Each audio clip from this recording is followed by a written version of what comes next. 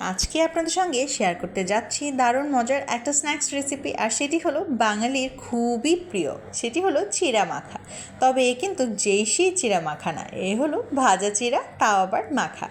আজকে মজাদার রেসিপি ভাজা চিড়া মাখার জন্য প্রথমে আমি চিড়াগুলোকে ভেজে নিব। তার জন্য প্রথমে আমি চিড়াগুলোকে খুব ভালোভাবে কিন্তু একটি স্ট্রেনারের সাহায্যে কিছুটা চেলে নিয়েছিলাম এবং শুকনা একটি পাতিলের মধ্যে এগুলোকে আমি ভেজে নিতে হবে। এই পর্যায়ে কোনো রকম পানি, তেল, লবণ কিচ্ছুর প্রয়োজন নেই। শুধু সময় নিয়ে একটুখানি নেড়েচেড়ে এগুলোকে ভালোভাবে ভেজে নিতে হবে এবং গোল্ডেন ব্রাউন কালার হওয়ার আগ পর্যন্ত ভাজতে হবে। চিড়াটা যত ভাজা হবে খেতেও কিন্তু ততই বেশি মজা হবে এবং ক্রিস্পি হবে। আপনারা কে কে চিড়া পছন্দ করেন অবশ্যই কমেন্ট করে জানাবেন। এবং চিড়া মাখা হলে তো আর কোনো কথাই নেই। আমার কিন্তু চিড়া ভাজা হয়ে গিয়েছে। চিড়া ভাজা হলে কিন্তু এইবারে আমি তৈরি করে নিব আমার বাকি উপকরণগুলো। যদিও তৈরি করার তেমন কিছুই নেই, কিছু পেঁয়াজ, মরিচ এবং আদা আমি এখানে কেটে নিয়েছিলাম। এবার একটি বাটির মধ্যে আমি কিছু পেঁয়াজ নিয়ে নিচ্ছি। পেঁয়াজটা আপনারা আপনাদের আন্দাজ অনুযায়ী দিয়ে দিতে পারেন, যতটুকু চিড়া মাখাবেন সেই অনুযায়ী পেঁয়াজ দিয়ে দিবেন। পেঁয়াজ দেওয়া হয়ে গেলে এই পর্যায়ে কিছু কাঁচামরিচ এবং আদা বাটা ইউজ করব। আদা বাটাটা কিন্তু আপনারা অবশ্যই এই চিড়া মাখাতে ইউজ করবেন, কারণ এই আদাটা হওয়ার কারণে একটা ঝাল ঝাল ফ্লেভার আসে আর খেতে খুবই বেশি ভালো হয়।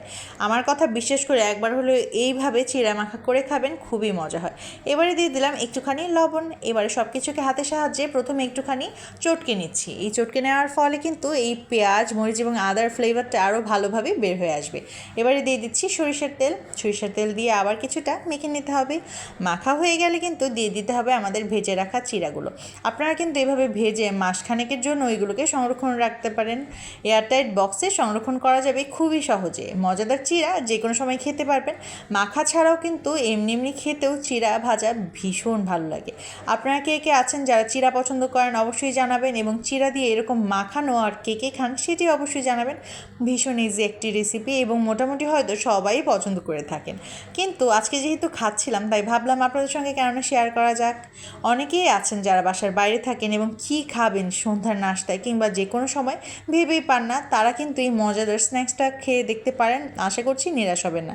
আর যারা চিড়া একদম পছন্দ করেন না তারাও এভাবে একবার খেয়ে দেখতে পারেন। এত মজার একটা জিনিস খাওয়ার পর আপনারা বলবেন এতদিন কেন খেলাম না। আমার কিন্তু চিড়া মাখা হয়ে গিয়েছে। এবারে আমি এটাকে পরিবেশনের জন্য নিয়ে নিচ্ছি। পরিবেশনে আহামরি কিছুই করব না, শুধু এর ইনগ্রেডিয়েন্টগুলো সামনে দিয়ে দিলাম, পেঁয়াজ, আদা এবং কাঁচামরিচ। এই তো তৈরি হয়ে গেল দারুণ মজার হাতে মাখা চিড়া। কেমন লাগলো রেসিপিটি কমেন্ট করে জানিয়ে যেতে আমাকে একদমই ভুলবেন না। সহজ রেসিপি কিন্তু অনেক সময় আমাদের মাথায় আসে না, তাই জন্য চট করে আপনাদের অল্প খিদার সমাধান দিয়ে দিলাম। 1 চামচ খেয়ে নিন না, দেখুন না কেমন হয়েছে। ভালো লাগলে কমেন্ট করে যাবেন, চাইলে একটি কিন্তু শেয়ারও করে যেতে পারেন।